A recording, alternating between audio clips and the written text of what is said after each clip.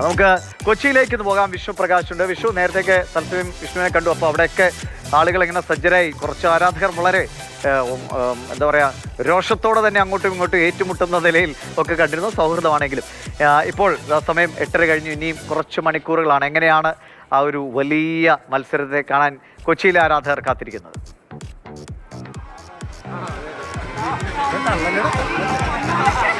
ദിവിഷ, നേരത്തെ നമ്മൾ കണ്ടെടുത്ത് ചെറിയ പാക്പോരുണ്ടായെങ്കിൽ ഇപ്പോൾ ഇവിടേക്ക് നോക്കിക്കഴിഞ്ഞാൽ ഇവിടെ അർജന്റീനയുടെ ആരാധകർ മാത്രമേ ഉള്ളൂ. അതായത് അർജന്റീനയ്ക്ക് അത്രയും അപ്രമാദിത്യമുള്ള ഈ ഏരിയയാണ് കറുവപ്പള്ളിയിൽ. അവരെ പ്രായവ്യത്യാസം ഒന്നും ഇല്ലാതെ വലിയ ആരാധകരുണ്ട്. ചേച്ചി, മെസ്സി കപ്പടിക്കുമോ? പിന്നെ തീർച്ചയായിട്ടും കപ്പടിച്ചിരിക്കും. ഈ പറയുന്ന ആൾക്കാരുണ്ടല്ലോ, ബേക്കി പറയണത് അത് ബ്രസീലിലെ ആൾക്കാരാണ്. നമ്മൾ ജർമ്മനിക്കാരുണ്ട് ഇവിടെ. അപ്പൊ എന്തായാലും ഇവരെല്ലാരും ഇപ്പൊ സ്പെയിൻ അയക്കണാണ്. ഞാൻ ഇന്നത്തെ കളി ഇവരെ സപ്പോർട്ട് ചെയ്യണം. ഞാൻ ബ്രസീലാണ്. അതൊന്നും ഇവർ കഴിഞ്ഞ കളിയിൽ താടിയും പടിയുമേ അടിക്കൂന്ന് പറഞ്ഞു. ഇപ്പൊ പത്രക്കാരൻ പറഞ്ഞ് എന്തായാലും മെസ്സി അടിച്ചില്ലെങ്കിൽ, അർജന്റീന ജയിച്ചില്ലെങ്കിൽ ഞാനും അടിക്കൂന്ന്. ഞങ്ങൾ അടിക്കൂല. ഇംഗ്ലണ്ടിനെ തകർക്കാന്നുണ്ടെങ്കിൽ ഇന്നത്തെ കളി 6 അടിച്ച് ഇംഗ്ലണ്ടിനെ ഞങ്ങൾ തകർത്ത് കയറുന്നുണ്ടെങ്കിൽ കുഴപ്പമില്ല, അടിച്ചോട്ടെ. ആ ടീമിനെ തകർത്ത് ഞങ്ങൾ കയറുന്നുണ്ടെങ്കിൽ പിന്നെ ഞങ്ങൾക്ക് ഇവരൊന്നുമല്ല, പുഴുവാണ്, വെറും പുഴു.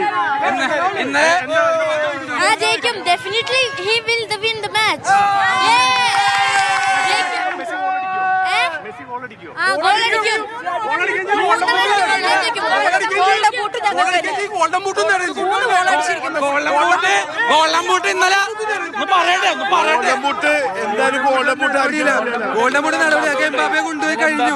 ഇവര് സ്പെയിന്റെ കളി കണ്ടിട്ടില്ല. ഇവൻ ജർമ്മനിക്കാരനാണ്.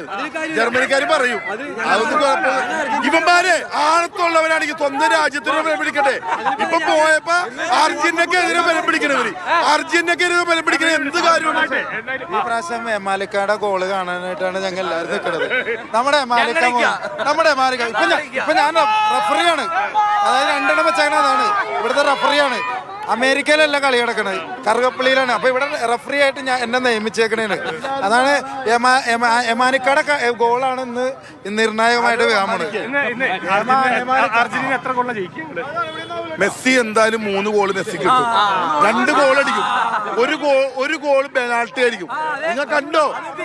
1 ഗോൾ പെനാൾട്ടി. അതാണ് ഒരു കറക്റ്റ് പറയണത്. ഓൾറെഡി പൈസ കൊണ്ട് സെറ്റിൽ ചെയ്ത പോലെയാണ് പറയണ്ടത്. പക്ഷേ ഇവരൊരു പെപ്സിയാണ്. പക്ഷെ ഇവര് പൈസ കൊടുത്താ കളിക്കണത്.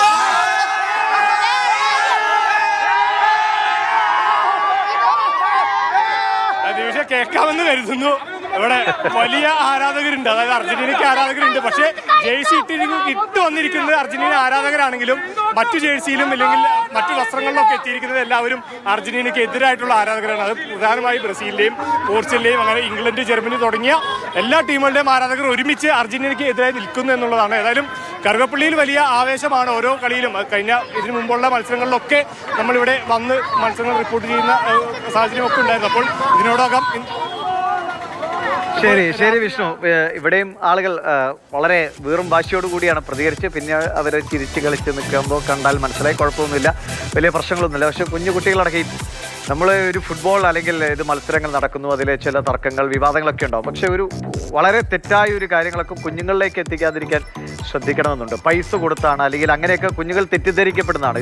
ഇതൊരു വലിയ ഇവൻ്റാണ്. അത്രയും സാങ്കേതിക സംവിധാനങ്ങളോടെ നിയമപരമായിട്ടൊക്കെ കാര്യങ്ങൾ നടക്കുന്നതാണ്. വ്യത്യസ്ത അഭിപ്രായങ്ങളില്ലാത്ത കാര്യങ്ങളില്ല. അത് ഏത് കളിയിലും സംശയങ്ങൾ, തർക്കങ്ങളൊക്കെ ഉണ്ടാവും. പക്ഷേ അത് അതിൻ്റേതായ നിലവാരം കാത്തു സൂക്ഷിച്ച് നടക്കുന്ന ഒരു ഇവൻ്റാണ്. അങ്ങനെ നമുക്ക് ഒരു $100 കോടി തന്നേക്കാം, മെസ്സിയെ അടുപ്പിച്ചങ്ങ് ജയിക്കട്ടെ എന്നൊന്നും പറയുന്ന ഒരു സംവിധാനമല്ല. അപ്പം അങ്ങനെ തെറ്റിദ്ധാരണകൾ തമാശക്കാണെങ്കിൽ പോലും ഉണ്ടാക്കുന്നത് ദയവായി ഒഴിവാക്കുക എന്നതേ ഉള്ളൂ. അതിൻ്റേതായ മൂല്യത്തോടു കൂടി ഇപ്പോൾ ഫുട്ബോൾ ആരാധന, അതിൽ നമുക്കൊരു ടീമിനോടുള്ള ഇഷ്ടമൊക്കെ ഓക്കെയാണ്.